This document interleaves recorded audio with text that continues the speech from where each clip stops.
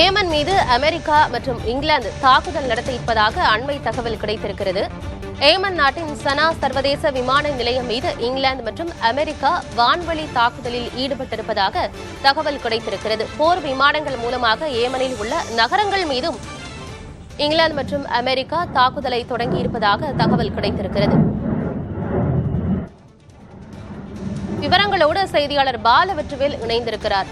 பாலவெற்றுவேல், ஏற்கனவே ஒருபுறம் Russia Ukraine போர், இன்னொரு புறம் இஸ்ரேல் ஹமாஸ் போர், இப்ப ஏமன் மீது அமெரிக்கா இங்கிலாந்து தாக்குதலை ஈடுபட்டு இருக்கிறதா ஒரு அண்மை தகவல் கிடைச்சிருக்கு. என்ன விவரம்? ஆனந்தி, சவுதி அரேபியா மற்றும் செங்கடலை ஒட்டியுள்ள ஏமன் நாடு ஹவுதி அமைப்பினருடைய கட்டுப்பாட்டில் இருக்கிறது. செங்கடல் வழியாக பயணிக்கும் கப்பல்கள் மற்றும் விமானங்களை ஹவுதி அமைப்பினர் குறிப்பாக அமெரிக்காவினுடைய ஆதரவு நிறுவனங்கள் மற்றும் ஆதரவு நாடுகளுடைய விமானங்கள் கப்பல்களை அவர்கள் கடத்தி வைத்திருப்பது போன்றவை தொடர்ந்து வருகிறது.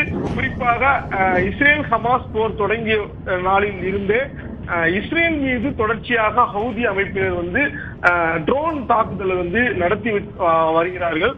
அமெரிக்கா, இங்கிலாந்து மற்றும் நேட்டோ படை நாடுகள் இதற்கு எச்சரிக்கை விடுத்திருந்த நிலையில அமெரிக்கா மற்றும் யுகே இணைந்து இன்று காலை முதல் ஒரு கூட்டு நடவடிக்கையில் ஈடுபட்டு வருகின்றனர். குறிப்பாக ஏமன் நாட்டில் உள்ள ஹவுதி நிலைகளை குறிவைத்து தாக்குதல் நடத்தி வருகின்றனர். ஏமன் நாட்டில் உள்ள ஹவுதிகளுக்கு சொந்தமான கட்டிடங்கள், அவர்களுக்கு சொந்தமான விமானங்கள், ராணுவ தளவாளங்கள் உள்ளிட்டவை குறிவைத்து தாக்குதல் நடத்தி பெற்று வருவதாக அமெரிக்காவினுடைய ராணுவம் தெரிவித்துள்ளது. அமெரிக்க அதிபர் ஜோ பைடன் இது குறித்தான ஒரு நீண்ட ஒரு அறிக்கையை வெளியிட்டிருக்கிறார். அமெரிக்கா ஒரு லீகல் ஜஸ்டிபிகேஷன், ஒரு சட்டப்பூர்வமான ஒரு நடவடிக்கை தான் நாங்கள் ஈடுபட்டு வரோம். ஹவுதி மிகப்பெரிய ஒரு தாக்குதலை அமெரிக்க கப்பல்கள் மீது தொடுத்து வராங்க. அதற்கு அவர்களுக்கு உரிமை இல்லை. செங்கடல் என்பது அனைவரும் பயன்படுத்துவதற்கு ஏற்ற ஒரு கடல். இந்த செங்கடல் வழியாக தான் ஐரோப்பிய நாடுகள்ல இருந்து வரக்கூடிய கப்பல் ஆசிய நாடுகளை வந்தடைய முடியும். ஆனால் அந்த ஒரு பகுதிகளில் சவுதி அமைப்பினர் மேற்கொண்டு வரும் ஆக்கிரமிப்பு மற்றும் கடத்தல் நடவடிக்கை காரணமாக பெரும் பொருளாதாரம் பாதிப்பதோடு நாட்டின் இறையாண்மையும் பாதிப்பதாக தெரிவித்துள்ளார். இந்நிலையில்தான் ஜோ பைடன் இத்தகைய ஒரு கருத்தை தெரிவித்து தற்போது அமெரிக்கா மற்றும் பிரிட்டன் இணைந்து ஹவுதி மீது கடும் தாக்குதல் நடத்தி வராங்க. காட்சிகளே நம்மளால பார்க்க முடியும். எந்த அளவிற்கு காசா எந்த அளவிற்கு பற்றி எரிந்ததோ அதே அளவிற்கு ஹவுதி அமைப்பினருடைய நிலைகள் குறிப்பாக ஏமன் நாட்டில் உள்ள முக்கிய நகரங்கள்ல குறிவைத்து தொடர்ச்சியாக தாக்குதல் நடத்தி வருவதாக தெரிவிக்கப்படுகிறது. 24 மணி நேரமாக அடுத்த 24 மணி நேரத்துல ஏமன் ஸ்ட்ரைக் குறித்தான அந்த ஒரு அட்டாக்கு ஐநாவினுடைய பொதுச்சபையில வாக்கெடுப்பு நடைபெறும் எனவும் தெரிவிக்கப்பட்டுள்ளது. அல்ஜீரியா, சைனா, மொசாம்பி, ரஷ்யா போன்ற நாடுகள்லாம் ஹவுதி அமைப்பினருக்கு ஆதரவாக இருப்பதாக தெரிவிக்கப்படுகிறது. சர்வதேச அளவில் ஹவுதி மீது நடைபெற்று வரும் இந்த தாக்குதல் மேலும் பதற்றத்தை அதிகப்படுத்தியிருக்கு மத்திய கிழக்கு நாடுகள் மத்தியில. செங்கடல் வழியாக செல்லும் சரக்கு கப்பல்களை வழிமறித்து ஹவுதி தீவிரவாதிகள் தாக்குதல் நடத்தி இருக்கிறாங்க. அதற்கு பதிலடி கொடுக்கும் விதமாக அமெரிக்கா, இங்கிலாந்து தாக்குதல் நடத்திட்டு இருக்கிறாங்க. அந்த செங்கடல் வழியா சென்ற சரக்கு கப்பல்கள்ல இந்திய சரக்கு கப்பல்கள் எத்தனை? இந்திய சரக்கு கப்பல்களும் பாதிக்கப்பட்டிருக்கா? அங்க இருக்கக்கூடிய இந்தியர்களுடைய நிலை என்ன? G20 நாடுகள் அந்த கூட்டமைப்புல இந்தியாவில் இருந்து நேரடியாக இஸ்ரேல் வழியாக ஐரோப்பிய நாடுகளுக்கு செல்வதற்காக ஒரு வர்த்தக பாதை வகுக்கப்பட்டது ஆனந்தி. அந்த வர்த்தக பாதை வழியாக தான் மும்பையிலிருந்து குறிப்பாக சரக்குகள் மற்றும் கச்சா எண்ணெய்களை கொண்டு, அதாவது அங்கிருந்து வருவதை அந்த ட்ரேட் ரூட் வழியாக நேரடியாக துபாய் போயிட்டு அங்கிருந்து துபாயிலிருந்து சவுதி அரேபியா வழியாக ஏமன், ஓமனை கடந்து செங்கடல் வழியாக சுயஸ் கால்வாயை தொட்டு அங்கிருந்து மத்திய தரைக்கடல் மூலமாக ஐரோப்பாவை அடைவதுதான் இந்த ட்ரேட் ரூட்.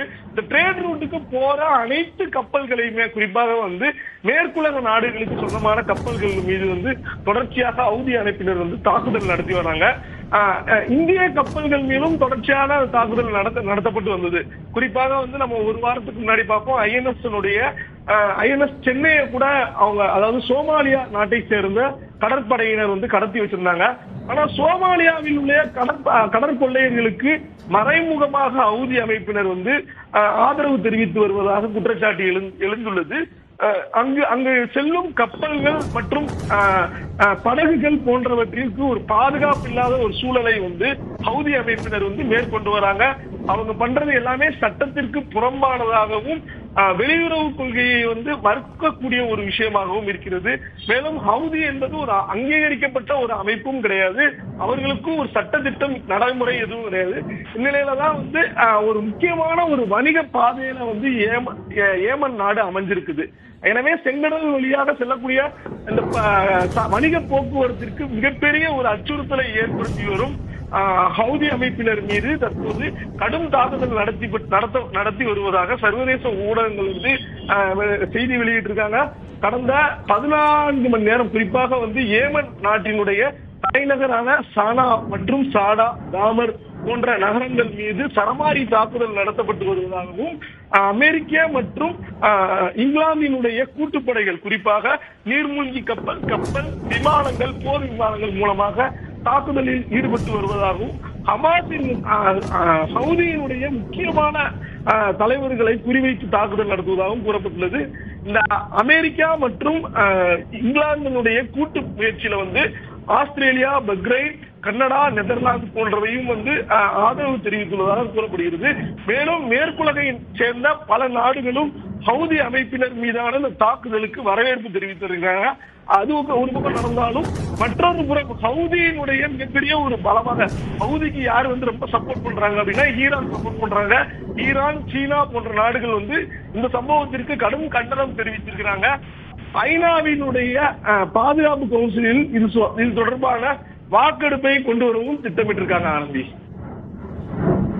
10 நாடுகள் இணைந்து ஏமன் மீது தாக்குதல் நடத்தி வருகிறது என்கிற அண்மை தகவல் கிடைத்திருக்கிறது. ஏற்கனவே இஸ்ரேல், ஹமாஸ், அதே போல யுக்ரைன், ரஷ்யா காரணமாக சர்வதேச பொருளாதாரத்தில் மிகப்பெரிய தாக்கம் ஏற்படுத்தி இருந்தது. இப்ப இந்த விவகாரம் என்ன விதமான தாக்கத்தை ஏற்படுத்த போகிறது என்ற பெரிய கேள்வியை எழுந்திருக்கு. தகவல்களை வழங்கியமைக்கு நன்றி பாலவெற்றிவேல்.